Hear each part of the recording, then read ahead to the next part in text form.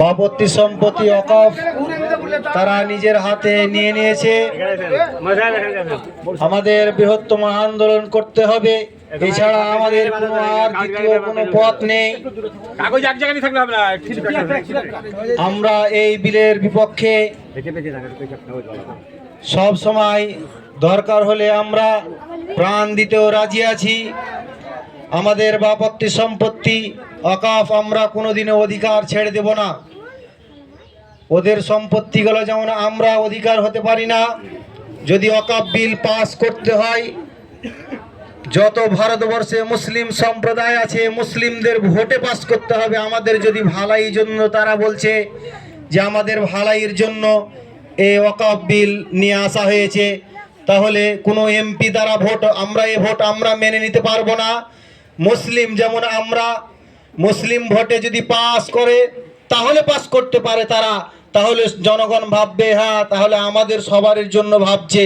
কিন্তু এমপি তার বাপের সম্পত্তি নয়, আমার বাপের সম্পত্তি আমার বাপ বিচলে মারা গেলে আমি যদি লিখে দিই তবেই কার্যকারী হবে, নচেত কার্যকারী যেমন হতে পারে না, তেমন এমপিরা ভোট দিবে আর বিল পাস করে নেবে, অথচ তার বাপেরই সম্পত্তি নয়, অথচ সে পাস করে নেবে।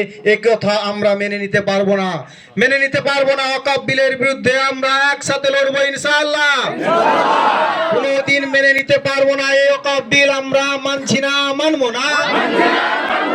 লড়াইয়ের ওই ময়দানে যেতে তোমাকে হবে, প্রয়োজনে সব রক্তটুকু জমিনেই ঢেলে দেবে, তবু তোমায় লড়তে হবে, মানবে না পরাজয়। বিপ্লব মানে জীবন দেওয়া, বসে থাকা নয়, সে কোনোদিন আসবে না রে, করো যদি ভয়।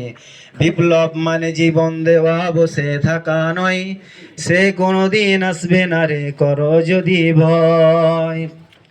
আসবে বিজয় রক্তের আর জীবনের বিনিময়, আসবে বিজয় রক্তের আর জীবনের বিনিময়। বিপ্লব মানে জীবন দেওয়া, বসে থাকা নয়, সে কোনোদিন আসবে না রে, করো যদি ভয়। তাদের ইতিহাস বোধহয় জানা নেই, উমারের ইতিহাস জানা নেই, তারা বদরের যুদ্ধে প্রান্তরে তাদের ইতিহাস জানে না যে মুসলিমরা সিংহের মতন বাস করতে চায়, বাঘের মতন বাস করতে চায়, তারা বিড়ালের মতন বাস করতে নয়, এই কথা তারা মেনে নিতে পারে না। তাই আমাদের সম্পত্তিগুলা তাদের আয়ত্তে নিয়ে আসতে চায় এবং সব কিছু তারা লুটরাজ করে খেতে চায়, আমাদেরকে পণ্য করে ছেড়ে দিবে। আজ আমাদেরকে ওয়াকফ বিল বিরুদ্ধে লড়তে হবে, রাস্তায় নেমে দরকার হলে প্রাণ দিয়ে জান দিয়ে আমাদের কি করতে হবে, ওয়াকফ বিল আমাদেরকে প্রত্যাখ্যান করতে হবে। আমরা রাজি আছি তো? আমরা ওয়াকফ বিল কখনোই আমরা মেনে নেব না।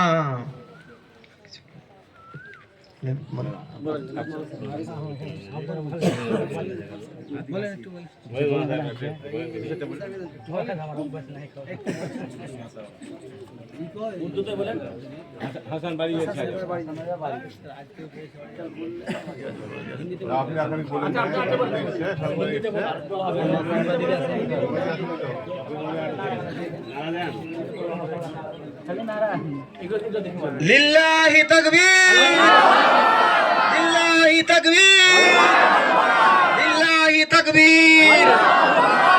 আমরা যদি এই নিজের সম্পত্তিকে রক্ষা করতে যদি আমাদের প্রাণ চলে যায়, আল্লাহ পাক রব্বুল আলামিন সূরা বাকারার মধ্যে বললেন ওয়ালা তাকুলু লিমান ইউকতালু ফি সাবিলিল্লাহ, খবরদার যারা এই রাস্তায় মৃত্যুবরণ করেছে তাদেরকে মৃত্যুবরণ বলো না, বরং জিদনা তারা লা ইয়াশুরুন, তোমরা তা বুঝো না। যদি আমরা এই রাস্তায় আন্দোলন করতে যদি মৃত্যুবরণ করি, আমাদের জমিনে রক্ত পড়ার আগে আমাদের ফি সাবিলিল্লাহ অর্থাৎ পৃথিবীর যত রকমের গুনাহ থাকবে আমরা আমাদের মাপ পেয়ে যাব। আল্লাহ পাক রব্বুল আলামিন নবী বললেন এই যেই ব্যক্তি কি করলো এই রাস্তায় শহীদ হয়ে গেল, তাদেরকে তোমরা কখনো মৃত্যু বলো না, কারণ বরং জিন্দা আছে তারা, আমি তাদেরকে কি করে থাকি, তাদেরকে রিজিক দিয়ে থাকি। আল্লাহ পাক রব্বুল আলামিন আমাদেরকে ঘোষণা দিয়েছেন। অতএব আমাদের ফুটুক বোমা চলুক গুলি হোক না যত হইচই, এই আমরা সম্পত্তি কখনোই মেনে নিব না। ফুটুক বোমা চলুক গুলি হোক না যত হইচই, আমরা এই কোরআনের আইন বিধান পালন করবই, ইনশাআল্লাহ করব তো। আমরা কখনোই এই বিলকে গ্রহণযোগ্য বলে মেনে নেব না। আমরা এর বিরোধিতা চিরদিন করব এবং এর বিল প্রত্যাখ্যান, সরকারকে আমাদের বিলকে প্রত্যাখ্যান করতে হবে, নচেত আমরা এই বিল মেনে নেব না। এই রিয়াজুল আসো, এই রিয়াজুল